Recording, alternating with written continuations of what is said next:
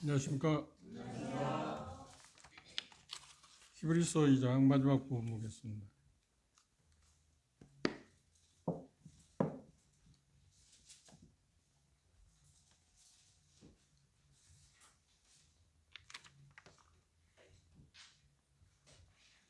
히브리서 2장 14절부터 18절까지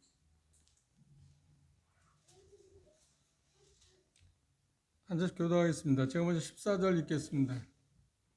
자녀들은 혈육에 함께 속하였음에 그도 또한 한 모양으로 혈육에 함께 속하심은 사망으로 말미암아 사망의 세력은 잡으나 곧 마귀를 없이 하시며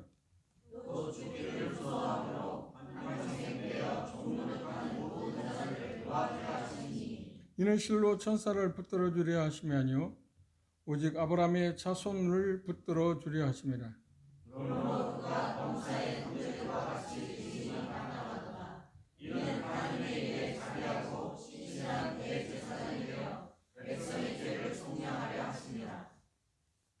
함께 저희가 시험을 받아 고난을 당하셨은즉 시험 받는 자들을 능히 도우시느니라. 지난 시간에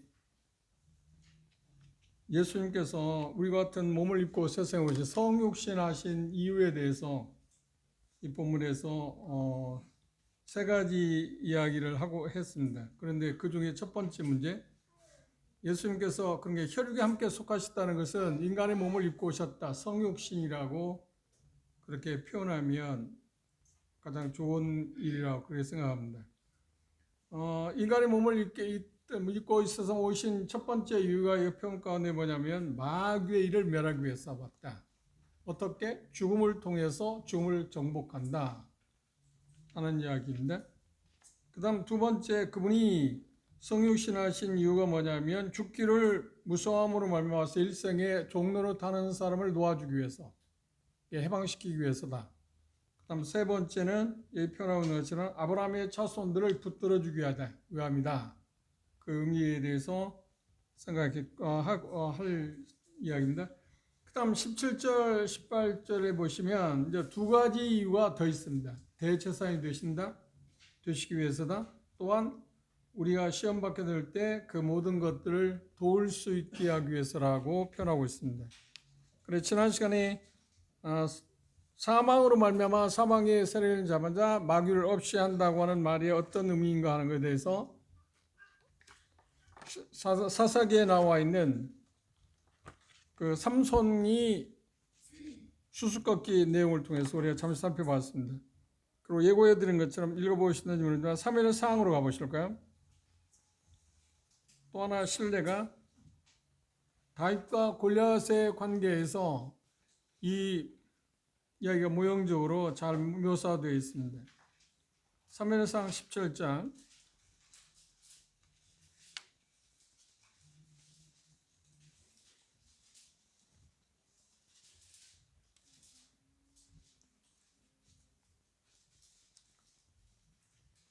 14절 15절 주목해 보시면 다윗은 말째라 장성한 3인은 사울을 쫓았고 다윗은 사울에게서로 왕래하며 베들레헴에서 그 아비 양을 칠 때에 블레셋 사람이 40일 조석으로 나와서 몸을 나타냈다. 골리앗이 나타나서 이스라엘 백성들을 조롱하는 모습이 나와 있습니다. 그때 골리앗이 나타났을 때 이스라엘 백성들은 어떤 현상이 있었나요? 여기 표현 가운데 그런 표현을 했습니다. 24절 주목해 보세요. 이스라엘 모든 사람이 그 사람을 보고, 그 사람은 누군가요? 골리앗을 보고 어떻게 했다고요? 심히 두려워하여 그 앞에서 도망했다. 그런데 이 골리앗을 죽이기 위해서 누가 나타났나요? 다윗이 나타났습니다. 다윗이 나타났다. 그때 이때 성경학자들은 아마 소년이었을 거다. 아마 17세, 많아야 17세경에 그 정도밖에 되지 않는 소년이었는데 하나님을 신뢰하고 나가서 골리앗을 죽인 장면이 나와 있습니다. 골리앗이 여기 표현하고 있는 것처럼 나타났을 때 다윗은 어디에 있었다고요? 앞에서 이야기한 것처럼 양을 치고 있었습니다. 양을 치고 있었습니다. 목자의 신분을 갖고 있었습니다. 그리고 골리앗은 며칠 동안 나타나서 이스라엘 백성에게 두려움을 줬다고요? 40일 동안이다. 어떤 성경학자는 이 40일을 그러니까 영예하기를 좋아하는 사람들은 40일이 아담부터 예수 그리스도에서 4천년이기 때문에 그 40일은 아마 그런 걸 거라. 참 그 이야기를 들으면 참 신기하기도 합니다. 그리고 이 다윗이 골리앗을 죽이기 위해서 준비한 게 뭔가요? 물맷돌 몇 개? 5개. 물맷돌 5개를 준비했는데 그 중에 1개를 사용했잖아요. 그 물맷돌 5개가 뭐냐 할 때 어떤 성경학자들은 영예를 좋아하는 사람은 모세 그 5경, 창세기, 출애굽기, 레위기, 민수기, 신명기다. 그런데 마태복음 4장에 보면 예수님께서 사단의 시험을 받을 때 딱 1개를 사용해서 한 성경을 사용해서 어디만? 신명기서만 사용했다. 그래서 그렇게 이야기하는 경우도 있습니다. 제가 들을 때 참 신기하다. 그 영예라고 하는 것이 우리에게 이런 어떤 신기한 점을 주기는 하지만 본문에서 말하는 말은 그것과는 상관이 없다고 생각합니다. 항상 성경을 해석하는데 문자와 문맥을 중시하는 태도를 가져야지 그런 영예를 하기 시작하면 한이 없습니다. 그건 참고하는 이야기고 40일 동안 나타났다고 이야기했습니다. 그런데 여기 40일은 그냥 말 그대로 40일 동안. 그때 이스라엘 백성들은 골리앗을 이길 수 있는 사람이 없었기 때문에 다 두려워서 도망갈 수밖에 없는 입장이었습니다. 그런데 17절, 18절에는 다윗이 이제 이세 아버지의 부탁을 받고 어디로 가는가요? 그 전장에 나가 있습니다. 전장에 누가 있었나요? 사울왕이 있었고 자기 위에 첫째부터 셋째 아들까지 형들이 그 전장에서 지금 전투에 임하고 있었습니다. 그런데 아버지의 부탁을 받고 갔을 때 지금 이세 아버지가 다윗에게 그 형들의 안부를 받아 그러니까 다른 어떤 표로 만나면 떡이나 그 필요한 것들을 공급했습니다. 형들을 축복하기 위해서 갔다고 이야기할 수 있습니다. 그런데 이제 가장 중요한 것은 형들의 안부를 묻기 위해서 잘 지내고 있는가, 전투에서 죽진 않았는가 그런 상황들을 살피기 위해서 다윗은 아버지의 명령에 따라서 갔습니다. 그러니까 마치 예수님께서 이 세상에 오신 것은 누구 때문에 왔나요? 그렇지. 정확히 말하면 이스라엘 백성들을 위해서 먼저 오셨습니다. 그들을 돌아보기 위해서. 그렇죠? 그런데 다윗이 자기 형들의 안부를 묻기 위해서 갔을 때 다윗은 여기 표현 가운데 보면 28절 주목해 보십시오.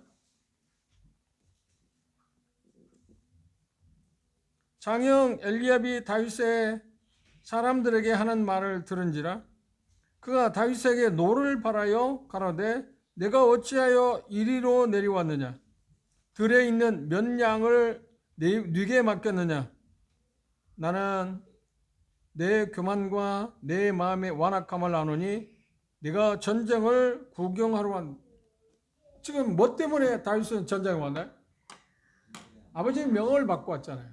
그리고 자기들을 지금 돌보기 위해서 왔잖아요.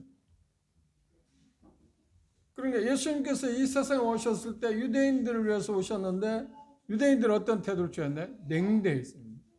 이게 지금 다윗의 형들의 그 태도에서 우리는 볼 수 있습니다. 그럼에도 불구하고 그들이 골리앗을 이길 수 있는 사람을 찾을 수 있었나요? 없었나요? 없었어요. 그런데 그걸 보고 여기 다윗은 이런 그 표현을 했습니다. 뭐라고 표현했냐면 26절 주목해 보십시오.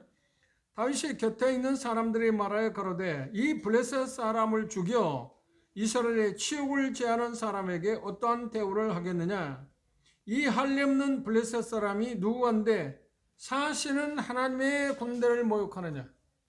그러니까 다윗이 나타난 것은 어떤 거냐면 하나님에 대한 그 영광, 하나님의 영광이 이 다윗이 그 골리앗이 욕하는 걸 보고 모욕하는 걸 보고 모욕감을 느꼈습니다. 그런데 아무도 하나님의 영광을 모욕하는 그 골리앗을 향해서 저항하고자 하는 사람은 없었다. 그런데 다윗이 그걸 보고 어떻게 했나요? 내가 그 골리앗을 죽이겠다. 그렇게 나타난 그 모습을 우리는 볼 수 있습니다. 그리고 여기 다섯 번째에서 32절 한번 보실까요? 다 찾아볼 수는 없고 다윗이 사울에게 고하되 그를 인하여 사람이 낙담하지 말 것이라. 주의 종이 가서 저 블레셋 사람과 싸우리라. 그리고 38절 주목해 보십시오. 이에 사울이 자기 군복을 다윗에게 입히고 노투구를 그 머리에 씌우고 또 그에게 갑옷을 입히매 39절 다윗이 칼을 군복 위에 차고는 익숙지 못함으로 시험적으로 걸어보다가 사울에게 고하되 익숙지 못하니 이것을 입고 가지 못하겠나이다 하고 곧 벗고 손에 막대기를 가지고 시내에서 매끄러운 돌 5개를 골라서 자기의 목자의 제구 곧 주머니에 넣고 손에 물매를 가지고 블레셋 사람에게 나갔다 하고 이야기했습니다. 골리앗 앞에 나타났을 때 골리앗은 다윗을 보고 뭐라고 했나요? 아주 비웃었습니다. 네가 마치 나를 개처럼 생각하고 왔느냐 하고 이야기하셨습니다. 그러니까 상대가 되지 않았습니다. 상대가 되지 않았습니다. 그런데 다윗은 뭐하냐면 나는 하나님의 이름으로 너에게 나간다 하고 물매를 던져서 어디를 맞췄나요? 이마를 맞췄습니다. 그런데 이건 우리가 생각할 때 조심스러운 게 뭐냐면 신비적인 게 아닙니다. 다윗은 이미 양치기를 할 때 어떤 일을 했다고요? 그렇지, 그 경험을 가졌습니다. 자기의 양은 자기 양이 아니라 아버지의 양이죠. 이새의 양인데 양을 칠 때 곰이나 사자들이 왔을 때 어떻게 도망가지 않냐고 그 짐승들을 이 물매를 통해서 죽이는 일들을 경험했었다는 겁니다. 그러니까 그 경험에서 나온 거지 하나님만 딱 믿고 그냥 나타난 것은 아닙니다. 이걸 우리는 잘 생각합니다. 잘못하면 만용이라고 이야기할 수 있습니다. 그렇지는 않습니다. 경험에서 나온 것. 그런데 자기가 아무리 물매를 잘 던진다고 할지라도 그런 고수라고 할지라도 그 일들을 누가 돕기를 원했나요? 하나님 돕기를 원했습니다. 이걸 하나님의 주권하고 인간의 책임의 어떤 조화라고 우리가 이야기할 수 있습니다. 우리가 할 수 있는 것, 경험하고 있는 것들, 그것들을 갖고 하나님을 사용할 수도 있고 또 어떤 경우에 분명한 것은 어떤 경우에 우리가 경험하지 않은 것인데도 불구하고 하나님이 우리를 어떻게 사용할 수 있다. 그 제한하지는 말자. 제한할 필요는 없습니다. 그러나 분명한 것은 다윗은 그걸 경험한 바가 있습니다. 물매로 그 짐승을 죽인 일이 있었기 때문에 그는 분명하게 골리앗에 나가서 물매를 던졌습니다. 그 다음 말씀을 보시면 43절 보시면 42절 그 블레셋 사람이 둘러보다가 다윗을 보고 업신여기니 이는 그가 젊고 붉고 용모가 아름다움이라. 블레셋 사람이 다윗에게 이르되 네가 나를 개로 여기고 막대기를 가지고 내게 나왔느냐 하고 그 신들의 이름으로 다윗을 저주했다. 블레셋 사람들의 신 이름으로 다윗을 저주했다. 그런데 46절 하반절에 보면 다윗은 어떻게 했나요? 너는 칼과 찬과 단창으로 내게 오고 있지만 네가 소유하고 있는 거지만 나는 어떻게 한다? 만군의 여호와 이름 곧 네가 모욕하는 이스라엘 군대의 하나님의 이름으로 내게 가노라 하고 물매를 던져서 골리앗을 쓰러뜨렸습니다. 골리앗을 쓰러뜨렸는데 골리앗을 목을 베하잖아요. 목을 베하는데 다윗이 칼이 있나요? 없나요? 칼이 없어요. 칼이 없는데 그는 목을 베기 위해서 누구 칼을 사용했어요? 골리앗의 칼을. 지금 그 이야기를 하고 있습니다. 사망으로 사망의 권세 잡은 자 마귀를 없이 했다. 이게 다윗이 골리앗을 죽이고 나서 그의 목을 베하는데 완전히 그 숨통을 끊어야 하는데 그걸 끊을 수 있는 칼을 갖고 있지 않았기 때문에 골리앗의 수많은 그 골리앗의 지금 칼은 얼마나 많은 사람을 죽였겠나요? 그렇죠? 마치 사단이 죽음을 갖고 수많은 사람들을 사로잡아 죽음 가운데 이끌어가는 것처럼 골리앗이 사용하고 있는 그 수많은 그 칼을 통해 수많은 사람을 죽였는데 그 칼을 그러니까 골리앗의 칼을 갖고 골리앗의 목을 쳤다. 이게 죽음으로 예수 그리스도의 죽음으로 죽음을 갖고 있는 그러니까 권세를 갖고 있는 사단을 예수님이 물리치셨다는 이야기입니다. 이 묘사가 바로 그것들에 대한 신뢰라고 우리가 생각할 수 있습니다. 예수님이 하신 일은 그러니까 그분이 죽음을 통해서 죽음을 없앴다. 참 특이한 부분이죠. 이것이 예수님께서 성육신 하신 모습 가운데 가장 두드러진 모습 가운데 하나입니다. 그 다음 여기 말씀해 보면 본문으로 다시 돌아오시다 이제 마귀를 없이 하면 또 죽기를 무서워함으로. 그러면 이스라엘 백성들은 이제 다윗이 골리앗을 죽이기 때문에 죽기를 무서워 두려워했잖아요. 그래서 다 도망갔잖아요. 그런데 골리앗을 죽임으로 말미암아 죽음을 갖고 있는 그 칼을 갖고 수많은 사람을 죽였고 이스라엘 백성들은 이제 죽일 수밖에 없는 입장이었잖아요. 골리앗의 칼을 갖고 그렇죠? 그런데 그 칼을 뺏어서 골리앗의 목을 다윗이 쳤기 때문에 이제 이스라엘 백성들을 죽일 수 있는 고난이 있나요 없나요?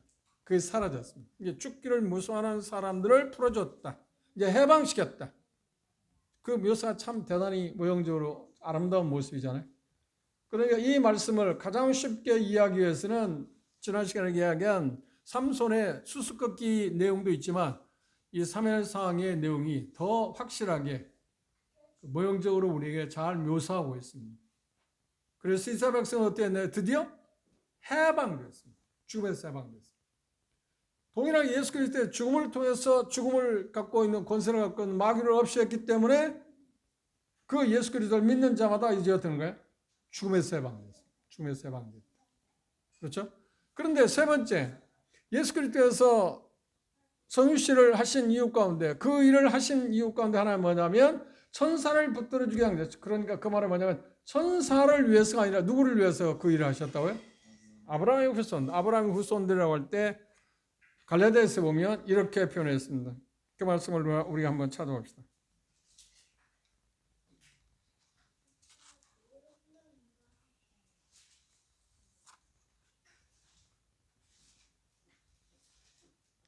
(3장)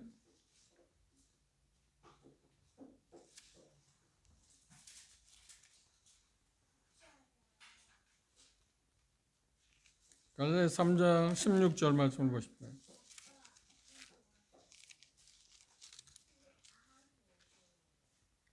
함께 읽어볼까요? 갈라디아서 3장 16절 시작. 이 약속들은 아브라함과 그 자손에게 말씀하신 것인데 여럿을 가리켜 그 자손들이라 하지 아니하시고 오직 하나를 가리켜 내 자손이라 하셨으니 곧 그렇죠. 아브라함의 자손을 붙들어 준다고 하는 말이 뭐냐면 그리스도를 통해서 구속받은 사람들을 붙들어 주게 한 거다. 이 붙들다는 말의 의미가 성경에는 이렇게 쓰여졌습니다. 마태복음 14장 보실까요?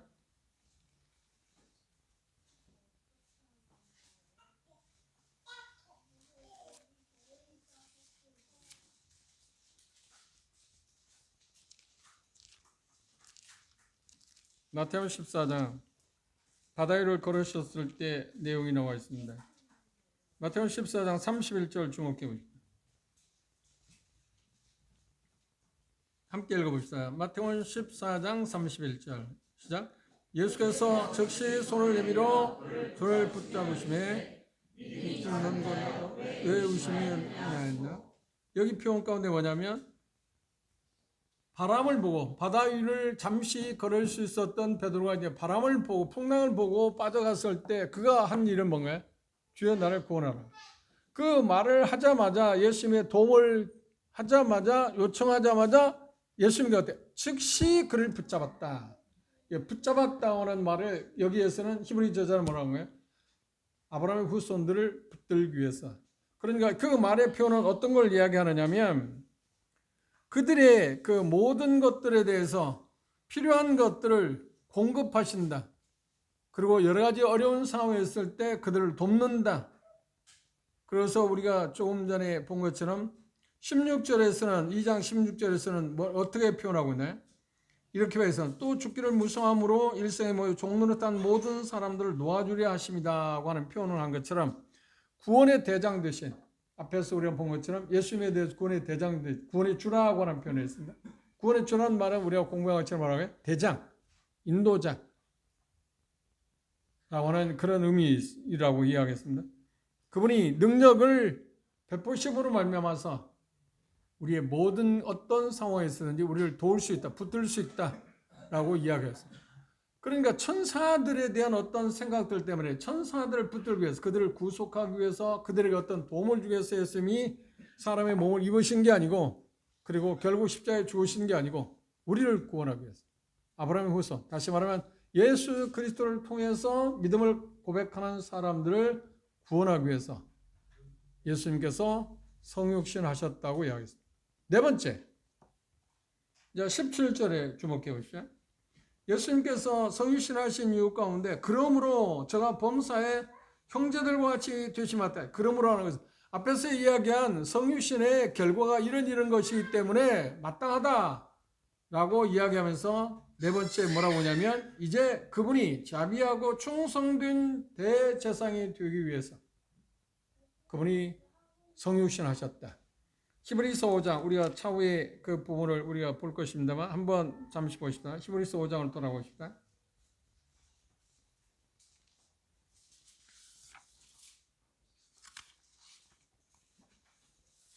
히브리서 5장 1절 주목해 봅시다. 대제사장마다 사람 가운데서 취한 자다. 사람 가운데. 그런데 대제사장 반드시 누구여야 한다고요? 사람이어야 한다. 사람이야. 천사는 아니다. 사람이어야 한다고 하는 말에 가장 중요한 게 뭔가요? 앞에서 우리가 본 것처럼 혈육, 인간의 몸을 갖고 있어야만 가능하다. 그러니까 왜 그러냐면 가장 중요한 것은 예수님의 보혈을 하면 피 흘리면 육체를 갖고 있지 않아서 피 흘림이 있을 수가 없지 않나요?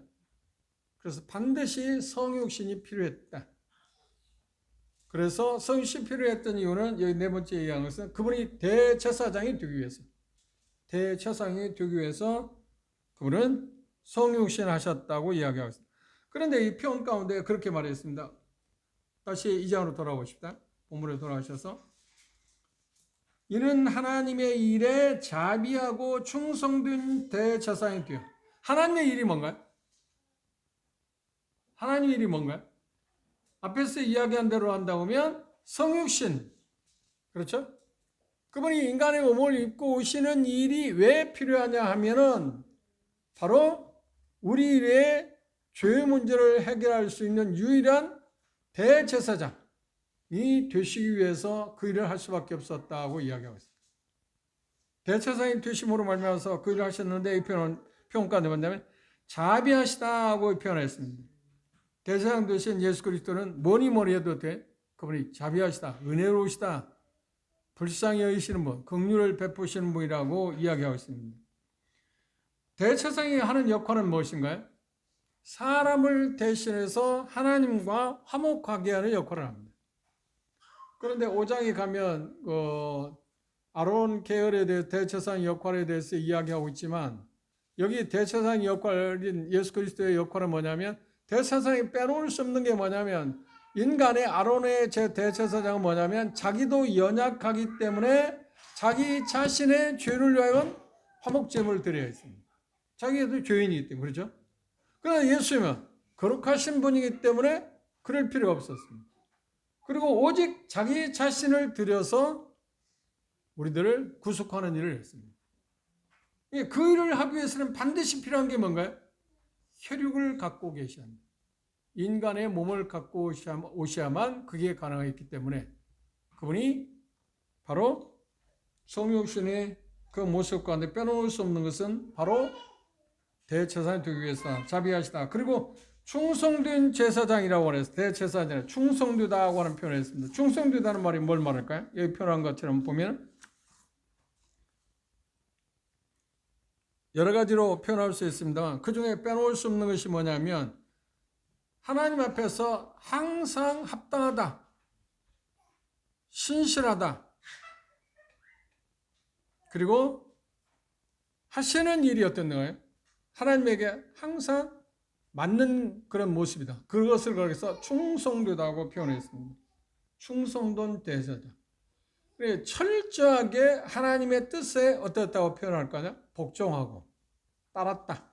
그걸 충성도라고 이야기합니다. 우리가 일반적으로 뭐 군대나 또 뭐 일반적으로 군대에서 많이 사용했죠. 충성. 그러잖아요. 그 표현은 뭘 이야기하는 거예요? 상관에 대해서 어떤 거예요? 내 목숨을 바쳐서 복종한다. 뭐 어떤 일이 있어도 다 따른다는 이야기 아닌가요? 예수님께서 하나님의 뜻에 이 일에 대제사장 되시는 그 일에 대해서 하나님의 뜻에 온전히 어떻게 하냐? 복종했다. 다 했다 하는 그 의미에서 충성했다고 이야기하고 있습니다. 그런데 룻기서에 보면 근족이라는 말을 썼어요. 근족이라는 말을 썼습니다. 그러니까 그걸 계대 결혼이라고 표현하기도 합니다만, 가정이 파산했을 때 그 가정을 다시 세워줄 수 있는 사람이 뭐냐면, 누가 가능하냐면 근족, 혈육만이 가능해요. 혈육만이. 그렇죠? 나오미의 가정은 파산했잖아요. 그런데 나오미의 가정을 파산했는데 그것들을 기업을 다 물어주고 회복시킬 수 있는 권한을 누가 가졌다고요? 근족인 누가? 보아스. 룻기서는 예수 그리스도와 교회에 대해서, 물론 이스라엘에 대해서 먼저 이야기하고 있습니다만, 교회에 대해서 보여주는 가장 아름다운 그림 가운데 하나입니다. 근족, 정말 친족, 그렇죠? 친족. 그러니까 히브리 2장은 뭐냐면 친족이라는 말 대신에 혈육이라, 같은 혈육을 입었다. 성육신에 대해서 그렇게 표현했어요. 왜? 그래야만 우리를 도울 수 있기 때문에, 우리의 죄를 속할 수 있기 때문이라고 여기 이야기하고 있습니다. 그래서 여기 표현 가운데, 말씀 가운데서 이야기할 때 그분은 자비하고 충성된 대제사장이 되어 백성의 죄를 어떻게 하나요? 구속하기 위해서. 대제사장 되신 것은 성육신을 통해서 가능했고, 성육신 하셨다는 것은 뭐냐면 우리의 죄를 구속할 수 있는 방법이 그것밖에 없었기 때문에. 그죠? 성육신 이유 가운데 네 번째 뭐라고 했나요? 지금 대제사장이 되기 위해서. 그 말은 앞에서 후에 설명하고 있는 것처럼 우리를 구속하기 위해서 그분은 우리 같은 몸을 입고 이 세상에 오셨다. 왜? 피 없이는 우리의 죄사함을 받을 수 없기 때문에. 그리고 마지막 다섯 번째 18절 보시면 죄를 구속하려 하심이라. 18절 자기가 시험을 받아 고난을 당하셨은즉, 시험을 받아 고난을 당하셨다고 하는 말은 뭔가요? 인간이 당할 수 있는 모든 고통을, 모든 경험을 다 했어요. 복음서에 보면 슬퍼도 하셨습니다. 배고파 하셨습니다. 그렇죠? 피곤하시도 했습니다. 그건 잠도 자셔야 했습니다. 목마름도 느꼈습니다. 그러니까 우리가 경험할 수 있는 그 모든 것을 다 그분이 경험하셨다. 성육신 하셔야만 그게 가능했다는 거예요. 그렇죠? 우리를 충분히 이해할 수 있잖아요. 만약에 천사들이 우리에 대해서 우리가 어떤 고난을 당할 때 알 수는 있겠죠. 이해는 할 수 있겠죠. 그런데 우리와 같은 경험을 하지 않았기 때문에 그걸 다 이해할 수 있나요, 없나요? 이해할 수 있는 게 아닙니다. 그런데 예수님은 성육신 하심으로 인간의 몸을 입고 세상에 오심으로 말미암아 우리가 경험할 수 있는 다 경험했다. 속속들이 다. 그러니까 우리가 어떤 형편이든 간에 그분에게 우리가 도움을 요청하면 그분은 어떠냐? 우리를 도울 수 있다. 성육신 하신 그 이유 가운데 가장 효과적인 가운데 여러 가지 있지만 이 다섯 번째 것도 우리에게 대단히 중요한 겁니다. 그런데 문제가 여기 하나 있습니다. 그분이 모든 것을 당하셨고 우리를 도울 수 있는 분인데, 붙들 수 있는 분인데, 중요한 것은 뭐냐면 그 혜택을 받기 위해서 우리가 해야 할 일이 뭐라고 생각하십니까? 그래, 간단해. 도움을 요청하는 것입니다. 도움을 요청. 앞에 우리가 마태복음 14장 봤지 않나요? 물에 빠져 들어갈 때 베드로가 한 건 뭔가요? 나를 구원했어요. 그때 즉시 손을 내밀어서 그를 붙들었다.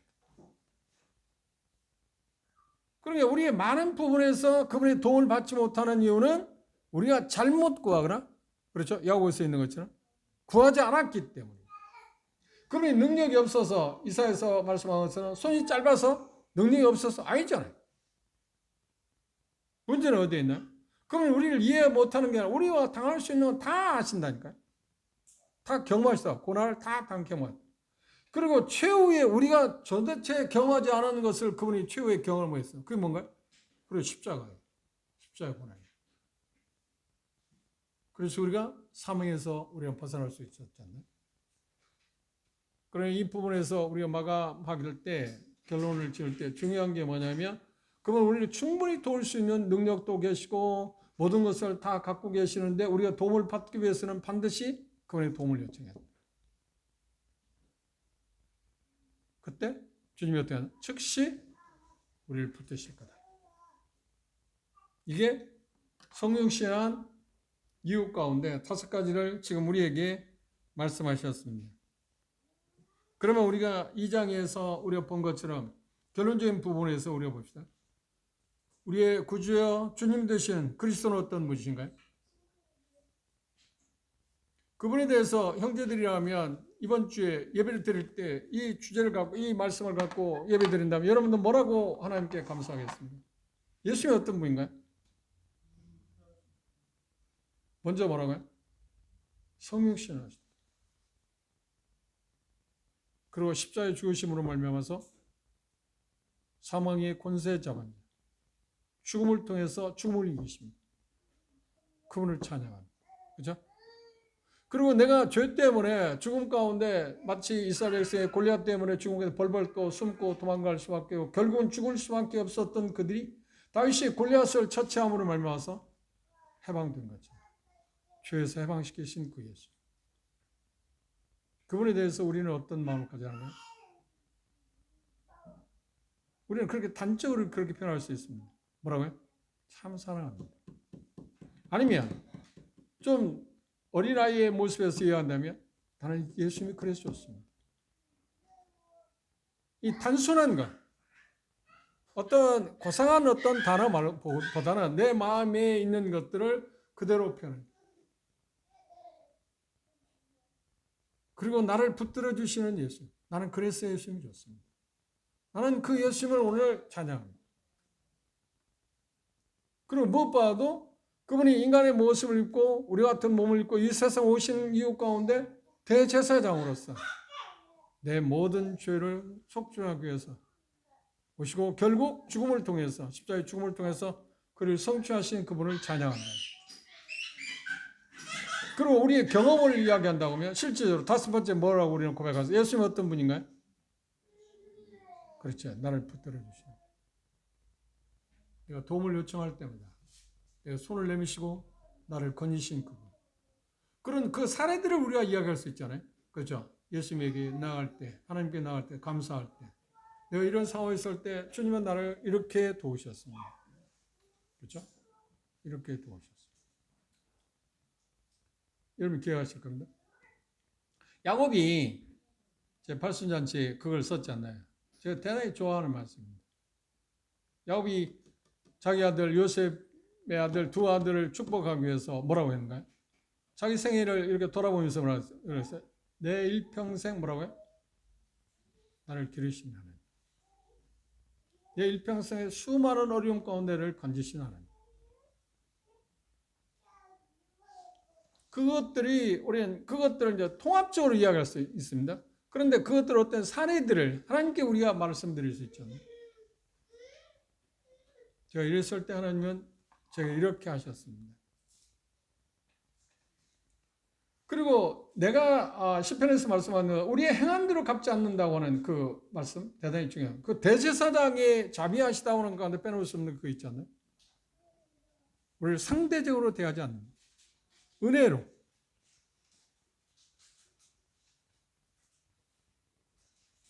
그래서 우리가 오늘 이곳에 있습니다.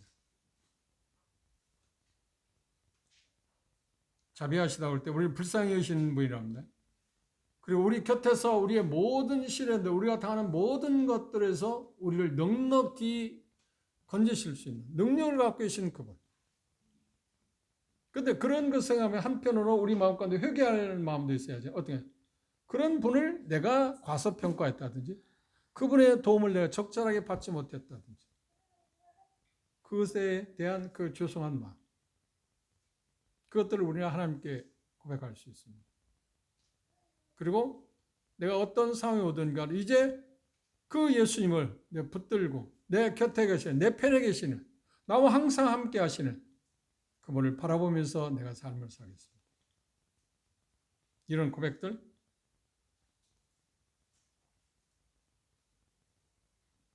대제사장이라고 표현할 때 빼놓을 수 없는 것이 있다고 하면 그걸 크게 넉넉하게 함축적으로 말한다면 모든 필요를 채우시기에 얼마나 넉넉하신 분인가. 그게 대제사장이신 예수입니다.